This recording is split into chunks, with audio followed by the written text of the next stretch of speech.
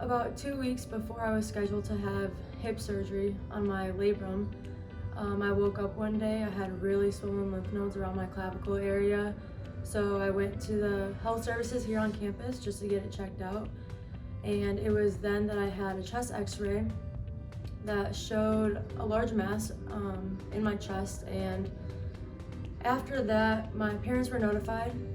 I saw many doctors, I had many tests, many scans, and about 10 days later, I was officially diagnosed with classical Hodgkin's lymphoma stage 4. After that, I had to have a lot of biopsies, a lot of different surgeries just to kind of see what the next step was for my treatment plan. And I had my first chemotherapy session on December 23rd, 2016. I was then gonna have treatments every other Friday for about 6 months, a total of 12 treatments. When I first went to health services, I was told that it might have just been a virus.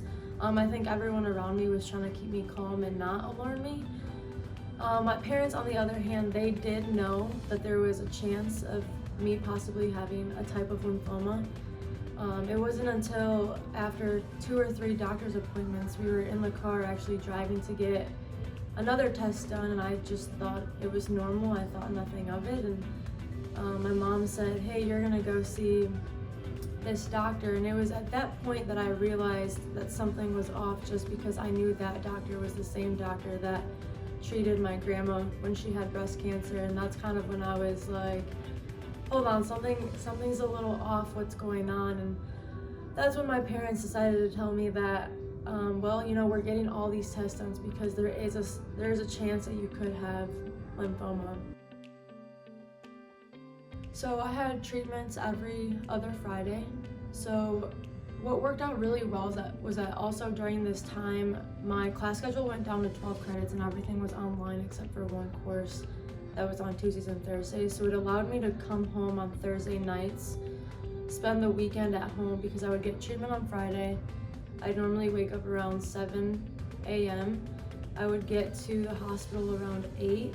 I would get my vitals checked just to make sure that everything was okay, and then around 8:15, 8:30 is when I would start treatment. I was in the chair for about 2 hours, maybe, and then after that, luckily, I was not someone that experienced a lot of sickness after treatment. I was simply really, really exhausted. I would come home after treatment and I would take 3-4 hour naps and just kind of sleep all day. That Saturday, Sunday, Monday were probably my groggiest. I was just very fatigued, very tired. It took a lot out of me. And then the rest of the days were kind of just my body kind of catching up. It wasn't until the second half of my treatments that I did begin to get a little bit sick. In the doctor's office, I would get really nauseous, so that was hard, but again, it was just a couple at the end towards my treatments, so it wasn't anything too terrible. The support that I got was, it was incredible. I had support from my hometown community and then also from the entire DeKalb community. People on the team dyed their hair purple, and Allie Lehman buzzed her head, and Adam buzzed his head, another assistant coach at the time also buzzed her head. I had support everywhere. We wore purple ribbons in our hair, we had purple shoelaces, we wore warm-up shirts that said PC Strong. I was supported in every direction possible, and it was really comforting to know that they had my back no matter what, and so I think that was what really helped me get through that time. So I started treatment in December and I finished in May.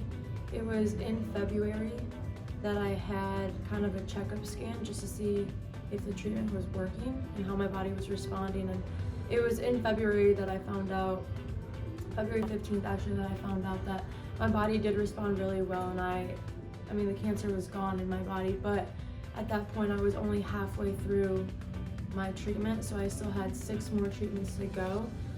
So that was hard because I knew that I no longer had the cancer in my body, but I still had to keep going through the treatment, just because that would be best to make sure that it didn't come back. And then May 26th is when I finished my treatment.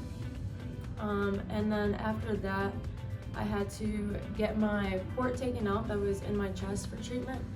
And once that port was taken out, I was allowed to do contact again in basketball. But with my body being where it was at with treatment, I did have to progress pretty slowly. I had to be careful, just because it had been a while that I had been extremely active.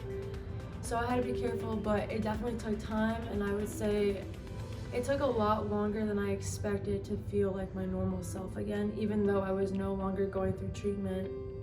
I was no longer having to have medicine put in my body, but I still felt, out of shape. I still felt different. I still felt like not myself. So it did take a while, but that progression just took time. My assistant coaches helped me with that, with like individuals and just different like shooting workouts here and there, just different ways to progress so that I would be able to come back as normal as possible. After my last treatment on May 26th, I had blood work and a scan every 3 months just to make sure that everything was going well. My first PET scan after treatment went really well. Nothing came up, everything was clear, I was good. 3 months after that, so 6 months after May, an abnormal mass appeared in my chest again. So that was a really scary feeling because at first it was thought that the Hodgkin's lymphoma was back and I was gonna have to go through treatment again. But after many opinions and a biopsy of the mass, it was my thymus gland that enlarged after treatment. It was caused by the chemo. It just began to enlarge, and it was nothing harmful, so I didn't have to go through treatment again. But it was definitely a scare and just something that I had to keep an eye on. And now after that, I progressed from getting a checkup every 3 months to every 6 months, and I am currently getting checkups every year. So just once a year, I get blood work, I see my oncologist, and he tells me that things are looking good, and if there's anything else I need to do, then that's what I do.